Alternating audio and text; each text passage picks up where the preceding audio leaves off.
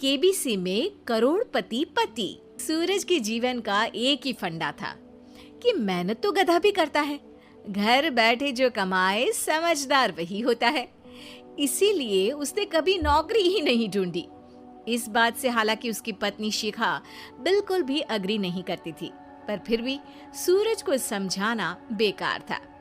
TV में कैसे बनोगे करोड़पति का ऐड देखकर उसे लगा कि बस अब तो घर बैठे ही वो करोड़पति बन सकता है, और उसके पीछे उसने अपने सारे सोर्सेस एक्टिव कर दिए। 2 हफ्ते में उसके कलीग के साले के पड़ोसी के बेटे का सोर्स निकलता है जो कि उसे शो में पहुंचा सकता है, और सूरज उससे मिलने चला जाता है। अच्छा, तो हमें मुकेश जी बता रहे थे कि आप हमें शो में पहुंचा सकते हैं। हाँ, उसमें कोई तकलीफ नहीं है। मैं कल अगर कोशिश करूँ तो इसी महीने में आपका नंबर आ जाएगा। अरे ये तो बहुत बढ़िया हो गया। अच्छा, वो सिलेबस और क्वेश्चन पेपर का कोई जुगाड़ है क्या? उसका तो कोई जुगाड़ नहीं है। तो वो वाकई में कुछ भी पूछ सकते हैं? हाँ, वो तो बच्चन जी पर है, जो पढ़ते हैं वो पूछ लेते हैं। पहली कोशिश फेल होने पर अब सूरज के सामने एक बहुत बड़ा सवाल था कि आखिर जवाब कहाँ से लाए। तब शिखा ने एक सजेशन दिया, क्यों ना सूरज अपने चचेरे भाई सुमित से मदद मांगे, जो कि यूपीएससी की तैयारी कर रहा था। हालांकि इतनी मेहनत करना सूरज को समझ में नहीं आता था, पर कोई और रास्ता ना मिलने पर वो आखिर सुमित से बात करता है। अरे सुमित, हमारा कैसे बनोगे करोड़पति के लिए सिलेक्शन होने वाला है।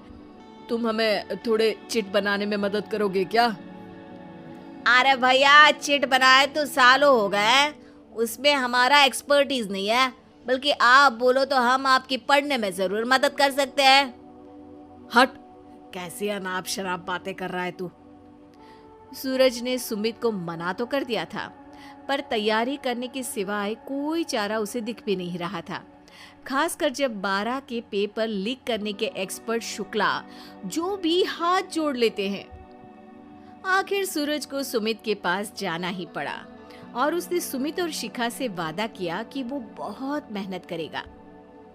1 महीने की तैयारी के बाद फाइनल हुआ कि शो से 1 हफ्ते पहले एक ट्रायल खेला जाएगा, जहां पर सारे रिश्तेदार ऑडियंस की जगह पर होंगे और शिखा सवाल पूछेगी। दूर दराज से भी रिश्तेदार आकर हाजिर हो गए देखने कि आखिर कैसे बनेगा सुमित करोड़पति।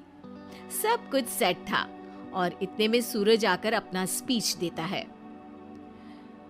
ये 1 महीना मेरे लिए आसान नहीं था, पर अपने भाई सुमित और अपनी पत्नी शिखा की मदद से मैं इतनी दूर पहुंच पाया हूँ।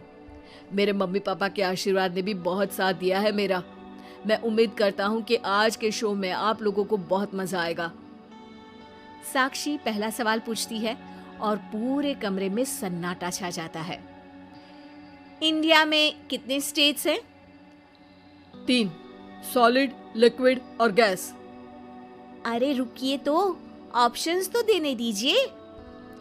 इतने में 5वीं कक्षा का चिंटू बोल उठता है। अरे क्या मामा, आप तो पहले सवाल पर ही आउट हो गए।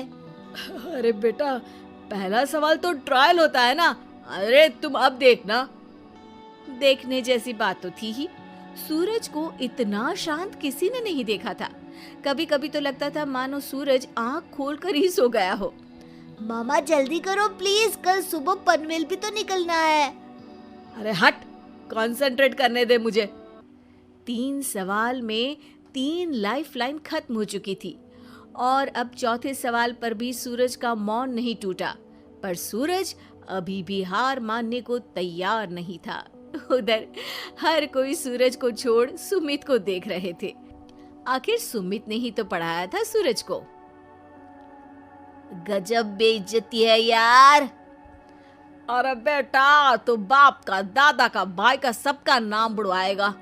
अरे 3 लाइफलाइन ले ली तो भी तेरा कुछ नहीं होना है। अरे कोई इतनी बात करता है क्या शो पर? अरे बेटा, शो पर तेरे जैसे भी तो नहीं आते ना। सूरज की ये जंग आखिर 1 घंटे बाद 5वें सवाल पर खत्म हो गई, जब उसने इंडिया के नेशनल बर्ड का नाम कहा, कौवा। अरे बेटा, मजा तो बहुत आया, बस थोड़ा टाइम पर खत्म होता तो आनंद भी आ जाता।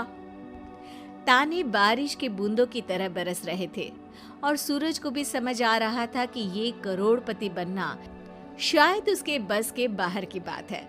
पर वो आखिर ये बात मान कैसे लेता? वो सख्त लौंडा जो ठहरा, उसने सोचा कि बेइज्जती तो हो ही चुकी है, पर अगर मैं हार नहीं मानूं तो शायद कुछ हो सकता है। शिखा, तुम देखना, असली शो में आग लगा दूंगा, आग, करोड़पति बनूंगा मैं। हाँ, सब्जियां खत्म हो गई है घर पे, ले आओ। पहले पति बन जाओ, फिर करोड़पति बनना। अरे गजब बेइज्जती है यार। बेटा, अभी तो घर पर ही हुई है, 1 हफ्ते में तो तुम देश के सामने करवा कर आओगे। वैसे जब टीवी पर जाओ ना तो बस अपने मम्मी का ही नाम लेना, ठीक है? कोई पूछे तो बोलना कि पापा नहीं है मेरे। अरे पढ़ाई की, पेपर निकलवाए, इतने सारे लोगों को खाना खिलवाया, क्या फर्क पड़ा? इसीलिए मैं कहता हूँ कि मेहनत तो गधा भी करता है, घर बैठे जो कमाए वही सिकंदर। लेकिन मामा, गधे भी जानते हैं कि हमारा राष्ट्रीय पक्षी मोर है।